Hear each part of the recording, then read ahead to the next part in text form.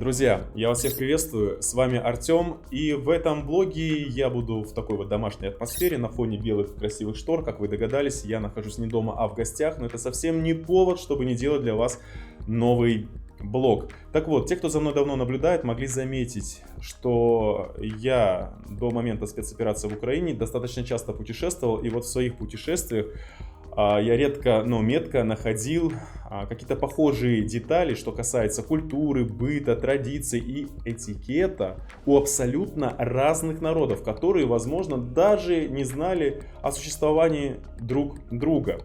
И вот в этом блоге я буду говорить про два народа, которые мне нравятся, про ингушей и про итальянцев.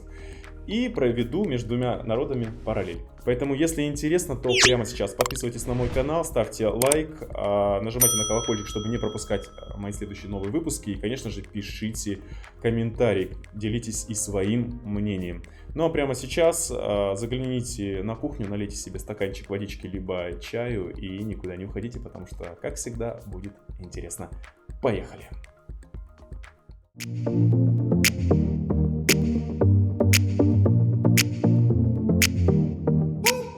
В октябре месяце прошлого года я решил отправиться в свое небольшое путешествие по Европе. Я посетил сразу две страны, Венгрию, и из Венгрии я отправился в Италию. В Италии я посетил несколько городов. Но в любом случае, куда все дороги ведут? Правильно, в Рим. И я решил, конечно же, посетить Рим. И во время своего, как говорится, нахождения в Риме, когда я там прогуливался по улочкам, я увидел там башню, очень высокую, и мне стало интересно, что это за башня, потому что она очень была похожа на башни, которые стоят в Ингушетии, в горах Джейраха. Видите, я иду сейчас по брусчатке, а передо мной стоит высокая башня. И таких башен здесь в Риме очень и очень много. И волею-неволею все равно мне, когда говоришь слово башня, это все напоминает Ингушетию, потому что у них очень много родовых башен, тоже высоких. Так вот, что хочу сказать, что в период между X и XV веках башни были самой распространенной моделью проживания благородных семей и символом политической и аристократической власти, заговорился. Символом престижа, и самое главное, чем выше была башня, тем важнее семья. И, возможно, сегодня это не первая и не последняя башня. Еще, конечно, покажу вам. Да, друзья, бывают и такие совпадения. Вы заметили, как эта итальянская башня в Риме очень похожа на те самые башни, которые стоят в Ингушетии? Или мне только одному показалось? И я, конечно, понимаю, сейчас без всякого преувеличения, ингушские башни, они намного красивее, грациознее, намного выше. Но здесь самое главное смысл, потому что действительно, что в итальянских вот таких башнях, что в ингушских, жили фамилии, семьи. И, как правило, чем выше была башня, чем больше был, башенный комплекс, тем выше был статус той или иной семьи, фамилии, в том обществе, в котором они находились. То есть здесь вот тоже все похоже, потому что итальянцы, что ингуши эти башни строили, и жили в них практически в один период времени. И я этому очень сильно был удивлен.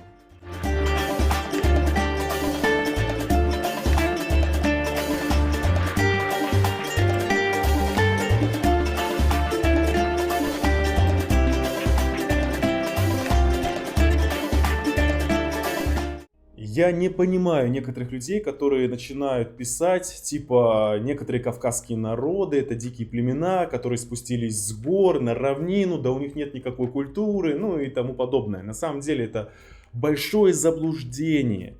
И вот как раз таки сейчас есть, у вас большая возможность, смотреть то, что вам нравится. И у меня есть возможность в виде моего блога делиться своими эмоциями, впечатлениями, а также знаниями от увиденного, от того, что я там услышал и сам лично узнал. А раньше такой возможности не было. И все те же путешественники, как Гюльденштерн, либо какие-то ученые, кавказоведы, все фиксировали на бумаге. Там, писали в своем дневнике, писали свои очерки, либо уже писали там свои научные работы и издавали книги. И вот из этих научных работ, очерков и книг люди узнавали информацию о том или ином народе, как они там живут, чем занимаются, о их быте, культуре, традициях и этикете. И вот был такой кавказовед Николай Феофанович Яковлев, который писал про ингушей в своем очерке. И вот чтобы мне здесь воду не лить, я сразу хочу вам зачитать его исследования, его наблюдения про ингушей. И он сравнил ингушский этикет с западной жизнью, с этикетом европейцев. Вот, внимание. Быт ингуша подчинен всяким правилам тонкой обходительности в большей мере, чем быт большинства населения наших городов, и во всяком случае не менее, чем жизнь так называемого высшего общества в культурных странах. Этим и объясняется та выдержка, то умение непринужденно держать себя на людях, которыми с первого же взгляда так выгодно отличаются ингуши. Мало того, Яковлев подчеркивает как раз таки этикет ингушей, который он в принципе и сравнивает с этикетом европейцев. Вот, удивительно, но факт. Значимой этической категорией ингушей было и остается эсдел – благородство. Эта категория достаточно широка, под нее попадают различные проявления следования лучшим обычаям ингушской самобытности. Про человека, проявляющего яхь, ингуши говорят, он благородный человек. Похвальной считается готовность прийти на помощь, оказать необходимую услугу. Внутреннее, непоказное. Благородство крепче скалистого берега. Так говорят ингуши. Вот видите, даже признанные кавказоведы сравнивали культуру и этикет с культурой и этикетом Европы. И я теперь вижу, эту линию, действительно чем-то все похоже, и все это не просто так. Если, конечно, дальше копнуть, то, возможно, пазл сложится.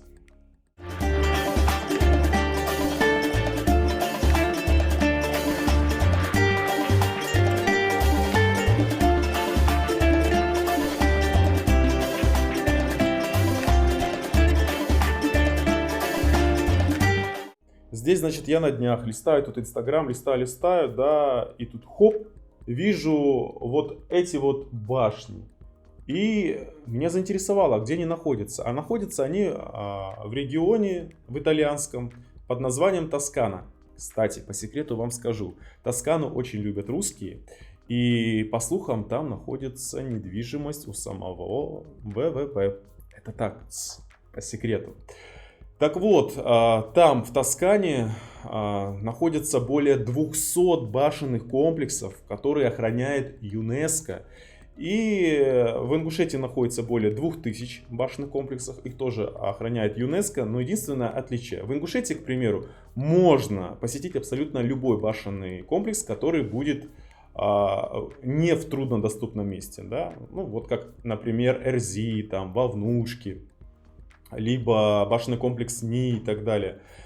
Так вот в Италии посетить нельзя. Только, по-моему, 2 или 3 башенных комплекса, которые можно увидеть воочию. А для остальных башенных комплексов там нужно разрешение, и просто так туристу не разрешат их посетить. В общем, сейчас хочу вам рассказать вот про эти башенные комплексы там в Тоскане, в Италии, очень так вот коротко.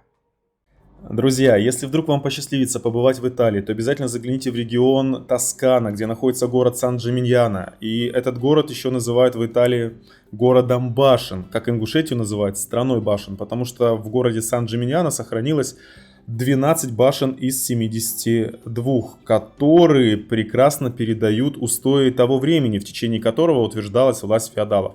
А вообще город богат великолепно сохраненной архитектурой, которая подробно рассказывает о ритме жизни.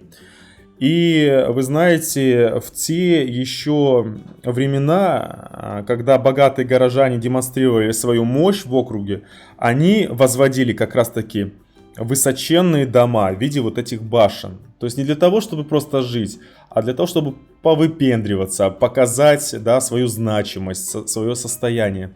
Кстати, Чем-то, опять же, мне напоминает ингушей, потому что в том же Карабулаке есть дом-призрак, как я его называю, можете посмотреть на моем YouTube-канале про него ролик, тоже построили 7-этажный дом. И ингуши многие любят большие стройки, и, как правило, они их начинают, и мало кто заканчивает. Тут вот тоже, как говорится, пазл сошелся. Мне очень хочется отметить тот факт, если бы ингушей несколько раз не депортировали и не устраивали над ингушским народом геноцид, то Ингушетия выглядела бы на сегодняшний день примерно как Италия, в горной ее части уж точно. Всему вина несправедливое отношение власти, да, разного времени к ингушам. Да, вот такие вот бывают совпадения. И в завершении я хочу еще зачитать очевидный факт, а то очень много споров ходит, что типа ингуши не самостоятельно научились строить башни, что их научились строить то греки, то грузины, то аланы, то еще там кто-нибудь. На самом деле это все неправда, это не доказано. Нужно читать признанных кавказоведов, таких как Крупнов, Семенов, Яковлев и так далее. Хочу еще напомнить, что вот этот вот мужчина, его звали Янт, он и стал одним из первых строителем башен по истории. Дальше я хочу вам обязательно зачитать, что касается башен, чтобы вы понимали, да, из официальных источников, что возрождение башенной культуры Северного Кавказа, наступившее в период Средневековья, как считают исследователи, ярче всего проявилось в горах Ингушетии. Именно здесь, в количественном и качественном отношении, башенное строительство получило наиболее развитие.